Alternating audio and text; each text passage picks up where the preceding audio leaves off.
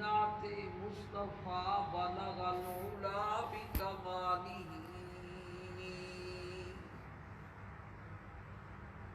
عمریاں بھی تھیں اپنے ذوق میں ڈالی تھی گردن توق میں کہتی تھی اپنے شوق میں کشفت تجا بجمالہ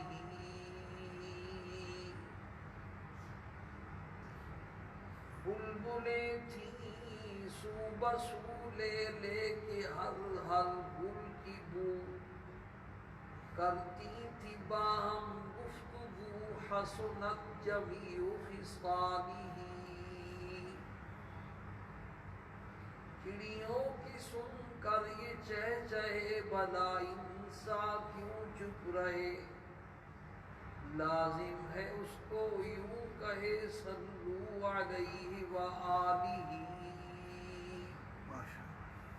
اللہم صلی علی سیدنا و مولانا محمد وعلی آل سیدنا و مولانا محمد وبارک وسلم رب اشرح لی صدری ویسر لی امری واحلل عقدۃ من لسانی یفقهوا قولی رب زدنی علما رب زدنی عملا سبحانک لا علم لنا الا ما علمتنا انک انت العلیم الحکیم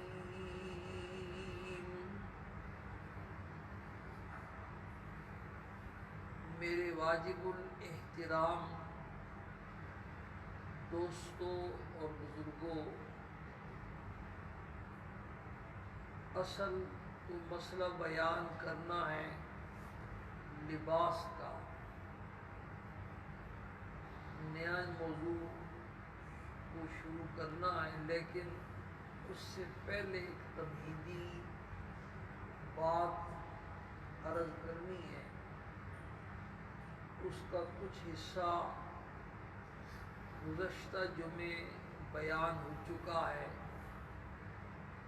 جس کا خلاصہ یہ ہے کہ اس دنیا میں ہم سب کا یہ مشاہدہ اور تجربہ ہے کہ جو آدمی کسی بھی لائن کو اپنی محنت کا میدان بنائے اور اختیار کرے اور پھر اس کو ادھورا چھوڑ دے، پورا نہ کرے، پایہ تکمیل تک نہ پہنچائے، اس کو اس لائن کے اختیار کرنے کا جو فائدہ ہونا چاہیے وہ فائدہ نہیں ہوتا۔ اس کی میں نے کئی مثالیں آپ کو سنائی تھی۔ ڈاکٹر اگر اپنی تعلیم درمیان میں چھوڑ کے کالج کو خیر آباد کہہ دے تو آدھا ڈاکٹر کسی کام کا نہیں، آدھا انجینئر کسی کام کا نہیں، آدھا درزی کسی کام کا نہیں، آدھا موچی کسی کام کا نہیں، آدھا حافظ رمضان میں قرآن پاک تراویح میں سنانے کے قابل نہیں، آدھا مولوی کسی بڑی مسجد میں امامت اور خطابت کا اہل نہیں، کسی مدرسے میں پڑھانے کے قابل نہیں۔ تو جو بھی آدھے ہیں نا، وہ ان کو اس لائن کا جو فائدہ ہونا چاہیے اور اس پر جو نتیجہ مرتب ہونا چاہیے وہ نتیجہ مرتب نہیں۔ یہ ایک موٹی سی مثال تھی، اس پر میں نے عرض کیا تھا کہ میرے دوستوں بزرگوں، اللہ پاک نے آپ کو توفیق دی ہو اور آپ نے سوچا ہو اس پر کہ ہم نے بھی اسلام والی لائن کو اختیار کیا ہے، کلمہ پڑھا ہے، نمازیں پڑھتے ہیں، روزے رکھتے ہیں، یہ پوری ایک لائن ہے، ایک لائن کفر والی ہے، اور ایک لین اسلام والی، یہ حزب الرحمن ہے، وہ حزب الشیطان ہے، یہ جنتی ہے، وہ جہنمی ہے۔ سوچنے کی بات یہ ہے کہ ہم نے اس اسلام والی لین کو کیا پورا کیا ہوا ہے، یا ہم نے آدھے میں چھوڑ کے اسی پر گزارا کر کے بیٹھے ہوئے ہیں۔ جب آدھا ڈاکٹر کسی کام کا نہیں، آدھا انجینئر کسی کام کا نہیں، آدھا درزی کسی کام کا نہیں، آدھا موچی کسی کام کا نہیں، آدھا حافظ قرآن کسی کام کا نہیں، آدھا مولوی کسی امامت خطابت کا مستحق نہیں، تو سوچنے کی بات یہ ہے کہ آدھا مسلمان کس کام کا؟ یہ جو لولا لنگڑا اسلام ہے ہمارا، یہ کس کام کا ہے؟ ہم نے اس لائن کو میرے دوستو اسی لیے اختیار کیا کہ اس لائن کی اختیار کرنے والوں کے ساتھ اللہ پاک نے دونوں جہانوں کی کامیابی کا وعدہ کیا۔ ہمارا اس پر ایمان ہے، اور ہر مسلمان کا یہ ایمان ہونا چاہیے کہ کامیابی اس وقت پوری دنیا میں صرف اور صرف کس میں ہے؟ اسلام۔ دنیا کی کامیابی بھی اس کے ساتھ وابستہ ہے، اور آخرت کی کامیابی بھی اسی کے ساتھ وابستہ ہے، اور تاریخ گواہ ہے، اس کو جھٹلایا نہیں جا سکتا کہ اس لائن کی اختیار کرنے والوں کو اللہ پاک نے بے سر و سامانی کے باوجود دنیا میں ایسا کامیاب کیا کہ آج بھی دنیا ان کا نام دیتی۔ بے شک۔ اور ہمارا ایمان ہے کہ جیسے وہ دنیا میں کامیاب تھے، آخرت میں بھی ایسی وہ کامیاب ہیں۔ اللہ کے سچے پیغمبر نے بار بار ان کے جنتی ہونے کا اعلان کیا، اللہ نے اپنی سچی کتاب قرآن کریم میں ان کے جنتی ہونے کا اعلان کیا۔ تو ہم نے تو بھائی اس لائن کو اس لیے اختیار کیا ہے۔ ڈاکٹر کیوں بنتا ہے؟ اس لیے بنتا ہے کہ کسی سرکاری اسپتال میں وہ ملازم ہو کر کے اچھی تنخواہ لے گا، کوئی پرائیویٹ کلینک کھول کر کے جو ہے نا اچھی کمائی کرے گا۔ کیوں بنتا ہے ڈاکٹر؟ انجینئر جو ہے نا، انجینئر کی تعلیم یونیورسٹی میں کیوں حاصل کرتا ہے؟ اس لیے کہ وہ کسی اچھی پوسٹ کے اوپر جو ہے نا ملازم ہو کر کے کچھ کمائے گا۔ تو ہم نے اس لائن کو تو اس لیے اختیار کیا ہے کہ اس کے ساتھ دنیا کی کامیابی کا بھی وعدہ ہے، اور آخرت کی کامیابی کا بھی کیا ہے؟ وعدہ۔ لیکن دنیا میں ہم اپنا حال دیکھ رہے ہیں، یہ لولا لنگڑا اسلام جیسے دنیا میں ہمیں کچھ نہیں دے رہا، تو یقین کر لو آخرت میں بھی یہی ہو۔ یہ فکر کی بات ہے، یہ آپ کے دل میں ڈالنی تھی، یہ سوچ و بچار کریں کہ اس لائن کو ہم مکمل کریں۔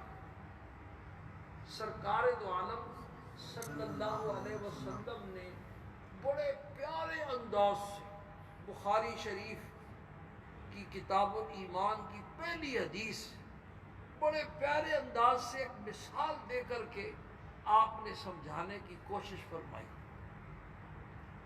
آپ نے ارشاد فرمایا، بنی الاسلام علی خمس، اسلام کی بنیاد 5 چیزوں پر ہے: شہادت اللہ الہ الا اللہ وان محمد رسول اللہ، و اقام الصلاۃ و ایتاء الزکوٰۃ و صوم رمضان و حج البیت۔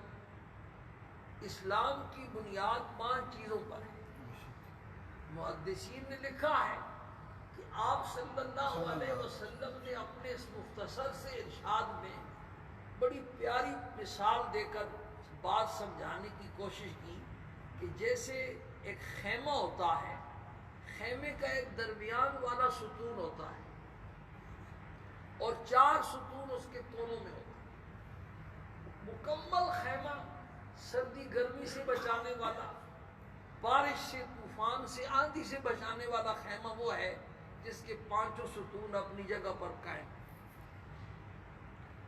اگر اس کا ایک کونے والا ستون گرا دیا جائے تو ادھر سے بارش بھی آئے گی، گرمی بھی آئے گی، سردی بھی آئے گی، آندھی اور طوفان بھی آئے گی۔ دوسرے کونے والا گرا دیا جائے ادھر سے بھی گرمی سردی آئے گی، تیسرے کونے والا گرا دیا جائے، چوتھے کونے والا گرا دیا جائے، تو کامل خیمہ وہ ہوگا جس کے پانچوں ستون اپنی جگہ کے اوپر فٹ ہوں گے اور خیمے کے اندر رہنے والوں کو سردی گرمی سے جو خیمے کا مقصود ہے وہ حاصل ہوتا رہے، گرمی سردی سے بچاؤ حاصل ہوتا رہے۔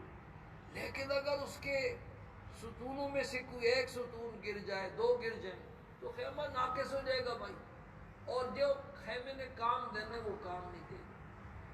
فرمایا یہی حال اسلام کا ہے۔ اب آپ اندازہ کریں کہ ہمارے کتنے ستون کھڑے ہیں دنیا میں بھی۔ یہ اسلام اس طریقے سے حفاظت کرتا ہے جیسے خیمہ حفاظت کرتا ہے، اللہ کے عذاب سے، آفتوں سے، ہوا حادثات سے، بلیات سے، ان ساری چیزوں سے محفوظ کرتا ہے۔ اور آخرت میں بھی حدیث شریف میں آتا ہے کہ جب میت کو قبر میں رکھتے ہیں تو سر کی طرف سے بھی اعمال آ جاتے ہیں، دائیں طرف سے بھی اعمال آ جاتے ہیں، بائیں طرف سے بھی اعمال آ جاتے ہیں، اور پاؤں کی طرف سے بھی اعمال آ جاتے ہیں، اور اس کی اللہ کے عذاب سے حفاظت کرتے ہیں۔ فرشتوں کو قریب بھی نہیں ہے، دور سے فرشتے سوال و جواب کرتے ہیں۔ تو بھائی ہم نے اس لین کو اس لیے اختیار کیا ہے، اگر ہماری یہ لین آتی ہے، ادھوری ہے، تو پھر ہم سوچ لیں کہ ہمیں ڈاکٹر بننے کا جیسے ڈاکٹر کو کوئی فائدہ نہیں، ہمیں مسلمان بننے کا بھی کوئی خاص فائدہ نہیں، جو فائدہ ہونا چاہیے۔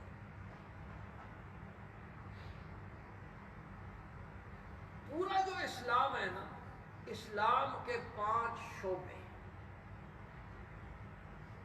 سب سے یعنی 5 شعبے کا معنی ہے 5 حصے ہیں۔ کامل مسلمان اور پورا مسلمان، پورے ڈاکٹر کی طرح پورا مسلمان وہ ہے جس کا ان 5 شعبوں میں اسلام کامل اور مکمل ہے۔ جس شعبے میں اسلام ناقص ہے اتنا اس کا وہ حصہ ناقص ہے، اور اس کو کامل مسلمان نہیں کہہ سکتے۔ اب خوبصورت کون ہے بھائی؟ خوبصورت وہ ہے کہ سر سے لے کر کے پاؤں کے ناخنوں تک ایسے حسن و جمال والا ہو، پیشانی ایسی خوبصورت، آنکھیں ایسی خوبصورت، ناک ایسا خوبصورت، ہونٹ اور گال رخسار ایسے خوبصورت، سینہ ایسا خوبصورت، بازو اور ہاتھوں کی انگلیاں، پاؤں کی انگلیاں ایسی خوبصورت کہ جس عضو کے اوپر نگاہ پڑے دیکھنے والا دیکھتا ہی رہ جائے کہ اس سے عمدہ بن ہی نہیں سکتا تھا، جیسے ہمارے آقا تھے سرکار دو عالم صلی اللہ علیہ وسلم۔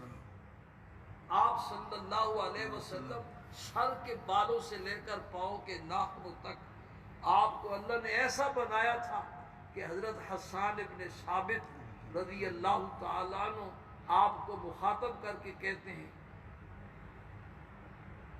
وَأَحْسَنَ مِنْكَ لَمْ تَرَ قَطُّ عَيْنِي وَأَجْمَلَ مِنْكَ لَمْ تَلِدِ النِّسَاءُ۔ اللہ کے پیغمبر، آپ سے زیادہ خوبصورت میری آنکھ نے آج تک نہیں دیکھا، اور آپ سے زیادہ حسن و جمال والا کسی ماں نے جنا ہی نہیں۔ خُلِقْتَ مُبَرَّأً مِّن كُلِّ عَيْبٍ كَأَنَّكَ قَدْ خُلِقْتَ كَمَا تَشَاءُ۔ آپ کو جب آدمی دیکھتا ہے، آپ کے اعضاء کو دیکھتا ہے، تو ایسا لگتا ہے جیسے اللہ آپ سے پوچھتے گئے اور پوچھ کے آپ کے اعضاء بناتے گئے جیسے آپ چاہتے تھے۔ تو خوبصورت تو وہ ہے نا بھائی، وہ خوبصورت نہیں ہوتا کہ جس کی جو ہے نا پیشانی تو خوبصورت ہو لیکن گال چپکے ہوئے ہوں، گال خوبصورت ہوں تو ناک چپکی ہوئی ہو حبشم کی طرح، ناک خوبصورت ہو تو ہونٹ موٹے موٹے ہوں، ہاتھ چھوٹے چھوٹے ہوں، وہ خوبصورت کامل خوبصورت ہو۔ تو بھائی اسلام کے کتنے شعبے ہیں بھائی؟ 5 شعبے ہیں، 5 حصے ہیں۔ جب تک ان پانچوں شعبوں میں اسلام پورا کامل نہیں ہوگا بندہ کامل مسلمان کہلانے کا مستحق نہیں ہے. جیسے ڈاکٹر آدھا ہے یہ بھی آدھا مسلمان ہے, انجینئر آدھا ہے یہ بھی آدھا مسلمان. ان پانچ شعبوں میں بھائی سب سے پہلا شعبہ کیا ہے؟ عقائد کا. سب سے پہلا شعبہ یہ عقائد کا, یہ ایک مستقل شعبہ ہے کہ بندے کے دل کا جو یقین ہے, ایمان ہے, یہ 100% اس طرح ہو جیسے قرآن و حدیث میں اللہ اور اللہ کے پیغمبر نے بتلایا ہے. ساری آسمانی کتابوں پر, سارے انبیاء پر, فرشتوں پر, تقدیر پر, قیامت کے قائم ہونے پر, ان ساری چیزوں پر اس کا 100% ایسا ایمان ہو جیسے اللہ پاک اور اللہ کے پیغمبر چاہتے ہیں. جتنی چیزوں کو اللہ اور اللہ کے پیغمبر نے حلال قرار دیا ہے یہ ان کو حلال سمجھے. جتنی چیزوں کو اللہ اور اللہ کے پیغمبر نے حرام قرار دیا ہے یہ ان سب کو حرام سمجھے. بے شک عملی کوتاہی ہو لیکن ان کو حلال سمجھنا اور ان کو حرام سمجھنا یہ عقائد اور ایمان کا حصہ ہے. اگر کسی حرام کو حلال سمجھتا ہے تب بھی کافر, کسی حلال کو حرام سمجھتا ہے تب بھی کافر. اور یہ بڑا نازک موضوع ہے, اس کے لیے سالوں چاہیے بیان کرنے کے لیے, موٹی سی بات ہے. تو سب سے پہلا جو شعبہ ہے نا وہ عقائد اور نظریہ. کافروں کو کافر سمجھنا یہ بندے کے مسلمان ہونے کے لیے ضروری ہے. اگر کسی کافر کو مسلمان سمجھتا ہے تو تب بھی کافر ہو جائے. مسلمانوں کو مسلمان سمجھنا یہ بندے کے مومن ہونے کے لیے ضروری ہے. اگر کسی مسلمان کو کافر سمجھتا یا کہتا تب بھی کافر. اب ہمارے کتنی ایسے فرقے ہیں, کتنی کروڑوں کی تعداد میں ایسے لوگ ہیں جن کے کافر ہونے پر قرآن و حدیث کے ماہر علماء کا اتفاق ہے. یعنی ججوں کا پینل ہوتا ہے نا, پینل, پورا پینل ایک فیصلے پر متفق ہوتا ہے تو اس فیصلے میں جان ہوتی ہے. اگر کسی فیصلے میں ایک جج اختلافی نوٹ لکھتا ہے تو اس میں تھوڑی سی لچک پیدا ہو جاتی ہے. تو بعض مسئلے ایسے ہیں کہ جن میں قرآن و حدیث کے جو ماہر علماء ہیں ان سب کا اتفاق ہے, کسی کا اختلافی نوٹ نہیں ہے. وہ سارے کہتے ہیں کہ یہ پکے کافر ہیں, لیکن مسلمانوں کی اکثریت ان کو پتہ ہی نہیں, وہ ان کو مسلمان سمجھتی ہے, ان کے ساتھ مسلمانوں والا معاملہ کرتی ہے. بہرحال پہلا شعبہ کس کا ہے بھائی؟ عقائد. اور یہ ایک نشست میں یا ایک مجلس میں یہ باتیں سمجھنے سمجھانے کی نہیں ہے. یہ تو اللہ والوں کی صحبت آدمی اختیار کرتا ہے. کبھی کوئی بات کان میں پڑتی ہے, کبھی کوئی بات کان میں پڑتی ہے, کبھی کوئی بات کان میں پڑتی ہے. آہستہ آہستہ دل کے نظریات اور عقائد اور دل کا ایمان اور یقین بندے کا کیا ہو جاتا ہے؟ فطرتی طور پر تندرست ہوتا چلا جاتا. دوسرا جو شعبہ ہے وہ عبادات کا شعبہ ہے. یہ ایک مستقل شعبہ ہے. اس میں نماز بھی, روزہ بھی, حج بھی, زکوٰۃ بھی, صدقۃ الفطر بھی, قربانی بھی, قرآن پاک کی تلاوت بھی, ذکر اذکار بھی, تسبیحات بھی, صدقہ خیرات بھی, یہ سب جو ہے نا عبادت کا شعبہ ہے. اور ہم سب نے صرف اسی ایک شعبے کو پکڑا ہوا ہے, اور وہ بھی ہم جانتے ہیں کیسے پکڑا ہوا ہے. بس تھوڑا بہت اس کا ایک کنارہ سا پکڑا ہوا ہے کہ ہاتھ سے یہ چلا نہ جائے. یہ ایک شعبہ. کتنے شعبے ہو گئے؟ نمازیں ہم جیسی پڑھتے ہیں وہ ہمیں پتہ ہے, حج ہم جیسا کرتے ہیں ہمیں پتہ ہے, زکوٰۃ ہم جیسی دیتے ہیں وہ ہمیں پتہ ہے, قربانی ہم, بس برائے نام اس شعبے سے ہمارا کچھ تعلق ہے. اور تیسرا شعبہ معاشرت کا ہے، اس پر مستقل کتابیں لکھی گئی ہیں۔ معاشرت کا معنی یہ ہے کہ ایک مسلمان کا رہن سہن کیسا ہوگا، اس کا اٹھنا بیٹھنا، ملنا ملانا کیسا ہوگا، بیوی اور شوہر اگر ہیں تو شوہر کے کیا حقوق ہیں، بیوی کے کیا حقوق ہیں، والدین کے کیا حقوق ہیں، اولاد کے کیا حقوق ہیں، سسرال والوں کے کیا حقوق ہیں، پڑوسیوں کے کیا حقوق ہیں، دفتر میں جہاں کام کرتا ہے ان کا کیا حق ہے، کسی کے یہاں مہمان بنے تو مہمان بننے کا طریقہ کیا ہے، مہمانی کے بھی حقوق ہے، کسی کا میزبان بنے تو میزبان بننے کا کیا طریقہ ہے، کسی کے دروازے پہ جا کے دستک دے، اندر سے اجازت مانگے تو اس کا کیا طریقہ ہے، کسی کو ٹیلی فون کرے تو ٹیلی فون کرنے کا کیا طریقہ ہے، کسی کا ٹیلی فون آئے تو ٹیلی فون اٹینڈ کرنے کا کیا طریقہ ہے۔ یہ ساری اسلامی معاشرت ہے، اور اس پر آداب المعاشرت کے نام سے مستقل بزرگوں نے، علماء نے کتابیں لکھی۔ اس میں بھی مسلمان آزاد نہیں ہے۔ گاڑی پارک کرنی ہے تو کہاں پارک کرنی ہے، تھوکنا ہے تو کہاں تھوکنا ہے، گند پھینکنا ہے تو کہاں پھینکنا ہے، کہاں نہیں۔ یہ مسلمانوں کی معاشرت ہے، یہ تربیت کا حصہ ہے۔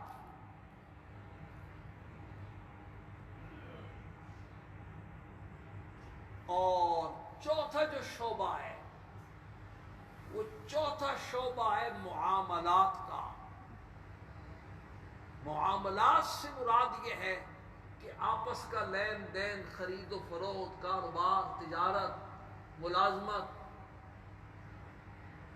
ایک معاشرے میں جب آدمی اکٹھے رہتے ہیں تو ان کو آپس میں لین دین بھی کرنا پڑتا ہے۔ اس کے مستقل شریعت پہ کیا ہے، احکام ہے۔ ہر کاروبار جائز نہیں ہے۔ محنت کی کمائی بھئی حلال ہے، لیکن ہر محنت کی کمائی حلال نہیں۔ چور بھی تو محنت کرتا ہے، ڈاکو بھی تو محنت کرتا ہے۔ کون سی ملازمت جائز ہے، کون سی ملازمت جائز نہیں ہے، کس محکمے میں ملازمت جائز ہے، کس محکمے میں ملازمت جائز نہیں ہے، کون سا کاروبار حلال ہے، کون سا کاروبار حلال نہیں ہے، کیا بیچنا ہے اور کیسے بیچنا ہے۔ یہ اسلام کا ایک مستقل کیا ہے، شعبہ ہے۔ اور پانچویں جو چیز ہے، پانچواں جو شعبہ ہے، پانچواں شعبہ ہے اخلاق کا۔ ہمارے اخلاق کا ایک غلط تصور ہے کہ مسکرا کر کے ملنا، جھک کر کے ملنا، سینے پہ ہاتھ رکھ دینا، بس اس کا نام اخلاق رکھا ہوا ہے۔ عزت احترام کے ساتھ مہمان کو گھر میں بٹھانا اچھی چیز ہے، لیکن صرف یہ اخلاق نہیں۔ اخلاق قرآن و حدیث کی اصطلاح میں دل کی ایک صفت ہے جس کو اللہ والوں سے حاصل کیا جاتا ہے کہ دل میں اخلاق حسنہ بھرے ہوئے ہوں، اللہ کی ذات کے اوپر توکل بھی ہو، اعتماد بھی ہو، اللہ کے فیصلوں پر رضا بھی ہو، صبر بھی ہو، شکر بھی ہو، یہ سارے اخلاق حسنہ حاصل ہیں۔ اور جو گندے اخلاق ہے، اخلاق رذیلہ، حسد بھی، بغض بھی، کینہ بھی، ریا بھی، تکبر بھی، شہرت والا جذبہ بھی، حب جاہ، مجھے بنا دو فلاں کو نہیں، میرا نمبر ہے، یہ سارا کیا حب جاہ ہے۔ حب مال، پیر ذوالفقار صاحب کا آپ کو سنایا تھا لطیفہ، تہجد کے وقت ٹیلی فون کی گھنٹی بجی، ایک مرید کا فون تھا، اٹھایا تو آگے سے حضرت کا ایک مرید بول رہا تھا، تو کہنے لگا کہ حضرت میں نے سوچا آپ تہجد کے لیے اٹھے ہوں گے تو چلو میرے لیے بھی دعا کر دیں۔ ہاں بھی کیا دعا کروانی ہے، دعا یہ کروانی ہے 35 ملیں تو پہلے چل رہی ہیں، آج 36ویں کے ٹینڈر کھلنے ہیں، دعا کرے میرے نام کھل جائے۔ سرکار دو عالم صلی اللہ علیہ وسلم کا ارشاد ہے، حب الدنیا رأس کل خطیہ، یہ دنیا کی محبت سارے گناہوں کی جڑ اور بنیاد ہے۔ ان ساری چیزوں سے دل بندے کا پاک اور کیا ہو، صاف۔ ایک کسب دنیا ہے، ایک حب دنیا ہے۔ کسب دنیا وہ تو فرض ہے بھائی، دنیا کمائے گا نہیں تو بیوی بچوں کے حقوق، برادری اور خاندان والوں کے حقوق، مہمانوں کے حقوق، غرباء اور فقراء کے حقوق یہ کیسے ادا کرے گا؟ یہ سارے کار ہیں۔ دنیا کمانا جائز ہے، لیکن دنیا کو دل کی گہرائیوں میں جگہ دینا، دل بیار دست بکار، دل میں اللہ کی محبت رچی ہوئی ہو اور ہاتھ دنیا کے مال و دولت میں پھنسے ہوئے، یہ ان ساری چیزوں سے دل کیا ہو۔ عبد الرحمن ابن عوف رضی اللہ تعالی عنہ بہت بڑے تاجر تھے، اور اس وقت کے جتنے مشہور شہر تھے ہر شہر میں ان کی تجارتی منڈی ہوتی تھی، اور تجارت کا مال جب آتا تو رکھنے کی جگہ نہیں ہوتی، گھر کے کونے میں ڈھیر لگ جاتے تھے۔ اور دل کی حالت کیا ہوتی تھی کہ 300 مہمان دسترخوان پہ بیٹھے ہوئے ہیں اور کھانا لگایا گیا ہے، اور حضرت عبد الرحمن ابن عوف رضی اللہ تعالیٰ عنہ حضور کے زمانے کو یاد کر کے رونا شروع کر دیتے۔ حضرت سید الشہداء حضرت حمزہ رضی اللہ تعالیٰ عنہ کو پورا کفن میسر نہیں ہوا، ایک ہی چادر تھی، سر ڈھانپتے تو پاؤں ننگے ہو جاتے، پاؤں ڈھانپتے تو سر ننگا ہو جاتا۔ آپ نے ارشاد فرمایا سر کو ڈھانپ دو اور پاؤں پہ اسخر گھاس کے پتے ڈال دو۔ اس طرح کے واقعات بیان کر کے خود بھی روتے اور پورا مجمع روتا، 3 وقت کا فاقہ اس طرح ہو جاتا، بغیر کھائے پیے دسترخوان سے اٹھ جاتا۔ تو بھائی اخلاق یہ ایک مستقل شعبہ ہے، اور یہ اللہ والوں کی صحبت سے حاصل ہوتا ہے، بندے کا دل جا کر کے بنتا ہے۔ حضرت مجذوب رحمہ اللہ کا شعر ہے، بنتا ہے دل رگڑے لاکھ جب کھاتا ہے دل، کچھ نہ پوچھو دل بڑی مشکل سے بن پاتا ہے دل۔ تو دل کو بنانا پڑتا ہے۔ یہ اسلام کے 5 شعبے ہیں۔ اب جس بندے کے عقائد بھی ٹھیک ہیں، عبادات بھی پوری ہیں، معاشرت بھی مسلمانوں والی ہے، معاملات اور کاروبار بھی مسلمانوں والا ہے، اور دل بھی اس کا اس طرح پاک صاف ہے جیسے میں نے کچھ اشارہ کیا، تو یہ ہے کامل مسلمان کہلانے کے قابل۔ اس کی اسلام والی لائن ابھی مکمل ہوئی ہے، کمال نہیں حاصل ہوا، ابھی یہ لائن کی تکمیل ہوئی ہے، میڈیکل کالج کی تعلیم مکمل ہوئی ہے۔ اب اس کو کسی جگہ یہ سرکاری ڈاکٹر بننے کا اہل ہے، ملازمت مل سکتی ہے، کلینک کھول سکتا ہے۔ کمال تو حاصل کرتے کرتے پھر وقت لگے گا، اس پر آئندہ میں بات کروں گا انشاءاللہ۔ تو خلاصہ کیا ہوا بھائی؟ آدھا ڈاکٹر، آدھا انجینئر، آدھا حافظ قرآن، آدھا مولوی، آدھا درزی، یہ سارے کسی کام کے نہیں ہیں کسی کام کے؟ تو بھائی آدھا مسلمان پھر کس کام کا؟ جس کی اسلام والی لائن ابھی مکمل ہی نہیں ہے، وہ آدھا مسلمان کس کام کا ہے بھائی؟ ہم نے تو اسلام کو اس لیے اختیار کیا ہے کہ اسلام کے اختیار کرنے والوں کے ساتھ اللہ پاک نے دونوں جہانوں کی کامیابی کا وعدہ کیا ہوا ہے، اور ہم دنیا میں دیکھ رہے ہیں کہ ہمارا کیا حال ہے، نہ دن کو چین ہے، نہ راتوں کو نیند ہے، اور سیلاب کے تنکوں کی طرح ہماری حالت ہے۔ تو ہم بس بیٹھے ہوئے ہیں بے فکر اور بے غم ہو کر کے کہ جنت کا ویزا ہماری جیب میں ہے، بس مرتی سیدھے جنت میں جائیں گے۔ تو بھائی گزشتہ جمعے بھی یہ عرض کیا تھا کہ سوچو، ہوش میں آؤ، ڈگریوں والے ہو تم، بعض ڈبل ڈگریوں والے، وہ ڈگریوں کی باتیں تو آپ کو سمجھ میں آتی ہیں۔ تنہائی کے لیے رات کو جب بستر پہ سوچا کرو، لیٹا کرو، تو اس وقت یہ بات سوچا کرو کہ میں نے اسلام والی لائن اختیار کی ہے، کیا میرا اسلام کامل ہے؟ یہ لائن پوری ہو گئی ہے؟ میرے بچوں کا اسلام کامل ہے؟ میرے گھر والوں کا اسلام کامل ہے، اس وقت یہ باتیں سوچا کرو کہ اس لین کو مکمل کرنے کی ضرورت ہے۔ باقی انشاءاللہ آئندہ جمعے اللہ پاک ہم سب کو اس کی سمجھ نصیب فرمائے۔ آخر میں وہ ایک اہم اعلان ہے، الحمدللہ